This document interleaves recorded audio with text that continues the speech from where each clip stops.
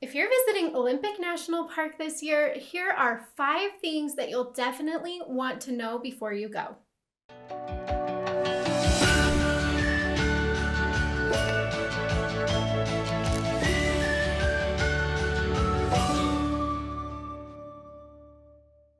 My name is Ash. I'm a former park ranger and the founder of Dirt in My Shoes, and I have been to Olympic many times. It is one of the coolest national parks in the country, and today I want to share 5 tips with you that you'll definitely want to know as you're planning your trip and as you're planning on going to this park, because this will help make your trip a huge success.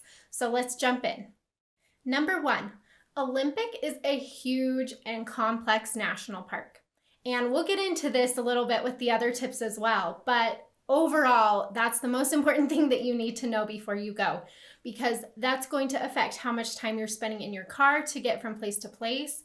That's going to affect where you're going to want to book your lodging. It's going to affect which parts of the park you'll be able to get to realistically in the time that you have. So Olympic is a very large national park. It's almost 1 million acres. It's one of the biggest national parks in the country. But the thing that really makes it complex is that there's not a road that goes through the whole park. There's lots of little roads that go into certain sections of this park. So let me show you this on the map. Here's the map of Olympic National Park, and it's this green area here plus this green area over here. And so you'll notice we have several different sections of the park that you'll want to visit, but none of these roads go all the way through. There's no roads down here in the middle of the park where all these mountains are. So if you're staying in Port Angeles and you want to visit Hurricane Ridge, you can do that. And Hurricane Ridge is a very popular area of the park, but the road dead ends up at Hurricane Ridge. Same down here with Sol Duck. You can come down here and you can see the waterfalls, but the road dead ends. It doesn't keep going. If you want to go to the Hoh Rainforest, you got to drive all the way around and back in. And again, the road dead ends at the rainforest. So a lot of people underestimate how much time you have to spend in the car to get to these places. The biggest mistake that people make is coming up in tip number 2, but that plays into how all of these roads dead end. So that's really important to understand as you're planning your trip to Olympic. Just notice that there's not a road that goes through the park, and so you will be driving through this park section by section. So that brings me into tip number 2, which I think is the biggest thing that you can do to make your trip better when you're visiting Olympic, and that is to choose your lodging wisely. I cannot tell you how many people I help plan trips to Olympic who just have no idea how much driving is involved, and they don't think that it matters as much where they plan their lodging. And I know it's really tempting, especially if the prices are really high in some of these towns or there's just not the options that you're looking for, to maybe look a little further out. But I would highly encourage you not to do that and to plan your lodging accordingly in a way that makes sense. So looking at the map again, what I mean by planning your lodging accordingly is that you're going to want to decide where exactly in this park you're hoping to be, what types of things you want to be doing, where those activities that you don't want to miss are before you plan your lodging. So Olympic National Park basically has 2 gateway towns. It's the town of Port Angeles up here, and then we've got the town of Forks over here. That's about it. Sometimes people will stay in some of these smaller areas of the park down here at Quinault. It's a beautiful area. It's just very far removed from everything else. Or if people don't like the prices in Port Angeles, it's really tempting to come out here and stay in Sequim or Port Townsend, even further out, which I just don't recommend because you will be driving so much. You will be spending so much time in your car. When I go to Olympic National Park, I always split my lodging. I don't ever stay in the same place for my whole time in Olympic. If you're only going to be in Olympic for 1 or 2 days, then fine. You can stay in one spot and just kind of focus on that area of the park. That's totally fine. But if you're wanting to see all the different areas of the park, if you have 3 to 4 days in the area, I would book your lodging a couple nights in one place and a couple nights in another, just so that you're not having to drive all the time. Let me show you a few examples. Okay, so looking at the map again, let's say that you want to stay down here by Claylock, but you want to go visit Hurricane Ridge, which is over here. And both of these are very popular areas of the park. You'll want to see both while you're there. But if you are lodging or camping near Claylock and you want to go to Hurricane Ridge, you are talking about 2.5 hours of drive time one way. So that's what I'm talking about when I'm saying like it makes a huge difference where you stay, and just realizing that you have to drive all the way around the park to get to some of these areas. Who wants to spend 2.5 hours each way? It's 5 hours total that day just driving to your destination. So in that case, it would make way more sense to stay up here in this area, either by Lake Crescent or Port Angeles, somewhere in here to get to Hurricane Ridge, so you're not just having to drive all the way around the park. Another example, let's say that you decide to stay in Port Angeles your whole trip, but you want to go and see the Hoh Rainforest, which is down here. You've got to drive all the way around and down and in. This is pretty slow driving. It's going to take you about 2 hours each direction to get from Port Angeles to the rainforest. Versus if you're staying in Forks, which is right here, which is much closer to the Hoh, or if you're staying in Claylock down here, which again is much closer to the Hoh, that's going to make a much bigger difference in how much time you're actually spending in your vehicle. Not splitting up your lodging based on what you want to see while you're in Olympic is absolutely the number one mistake that people make when planning their trip to this park. And it's the number one thing that you can do to have a more enjoyable trip. So that's why I want to emphasize this so much. That has made the biggest difference for my trips to Olympic. And that's what I really encourage you to do, is to split your lodging between 2 different areas so that you don't have to drive so much to see all the cool stuff in Olympic National Park. If you have more questions about this, head on over to Dirt in My Shoes, where I have a full article about where to stay. I map it all out. I'll walk you through what I would do. And if you want more help with that, you can get the itinerary for Olympic, which will give you even more instructions on how to make the most of your time.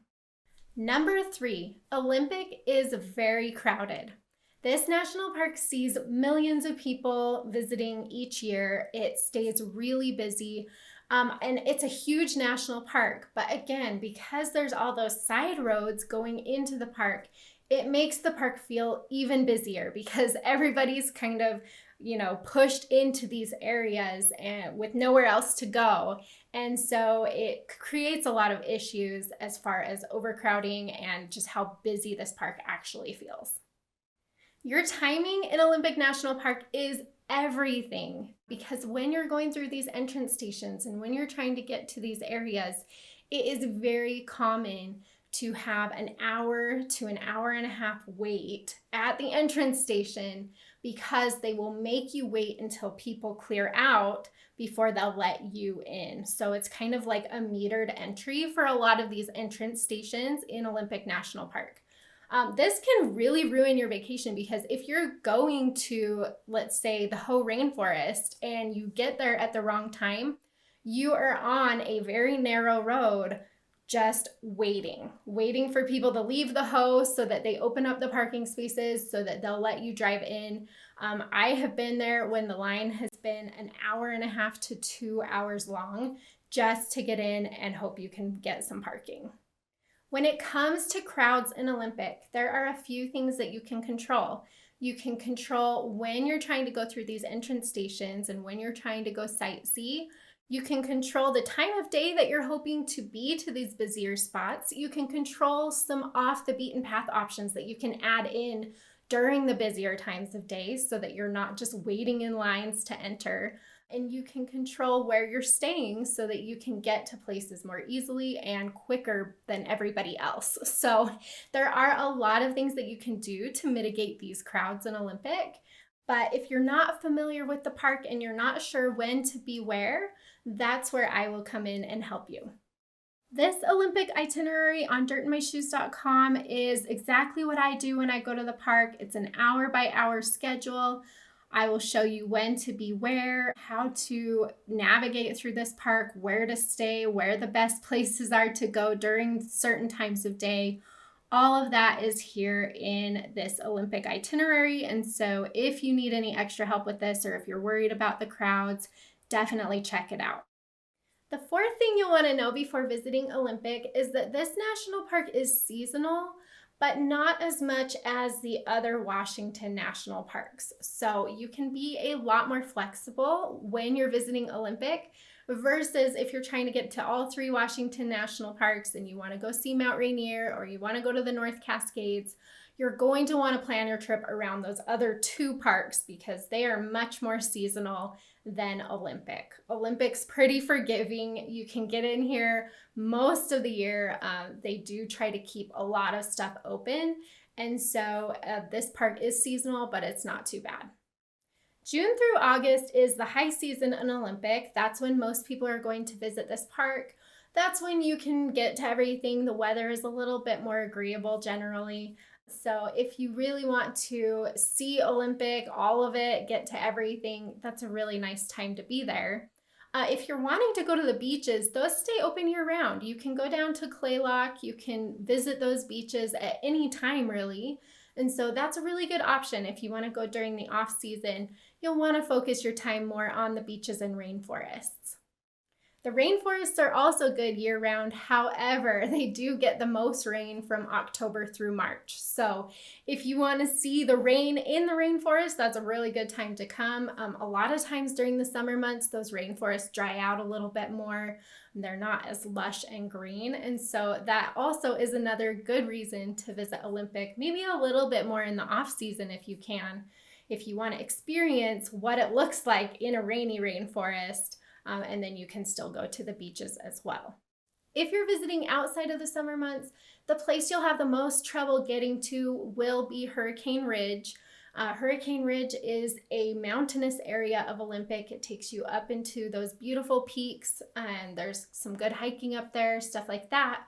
But that definitely is the most seasonal part of the park. You can't get up there all the time. It does snow up there, so it won't stay open as often as the beaches and the rainforests.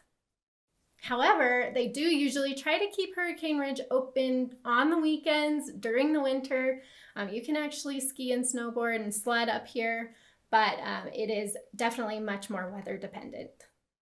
Most roads are open year-round. Most campgrounds are open year-round. So again, if you're planning to visit all three Washington National Parks, plan your timing around the other two.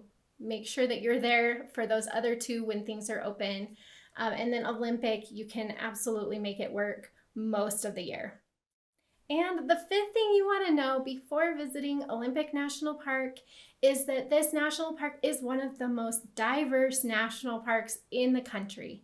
There are so many different ecosystems, so many different plants and animals. You will just feel like you're in a totally different place depending on where in the park you are. You can be on a beach in the morning and then in the snow-covered mountains in the afternoon. It's just crazy how much the landscape changes here. You'll want to keep that in mind as you're deciding what to pack, what to bring. That for me is one of the hardest things about visiting Olympic is it's like you kind of have to bring a little bit of everything just to account for, it might be raining in the rainforest. You might want to be wearing shorts so that you can wade in the water at the beach. Lake Crescent, you can swim in the lake, and so you might want your swimsuit.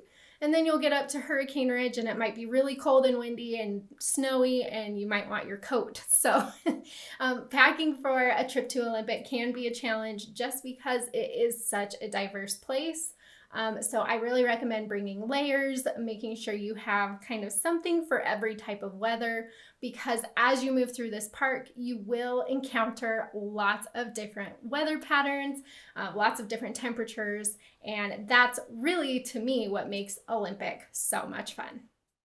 If you need any help planning your trip to Olympic National Park, be sure to go over to dirtandmyshoes.com. I have a full ultimate guide that has just lots of articles for planning your trip. You'll find all the information you need, plus an itinerary if you just want me to do it for you. I'm happy to walk you through the best way to see Olympic National Park. I hope you found these tips useful, and remember, I am here for you to help you plan an amazing trip to Olympic National Park. Happy trails!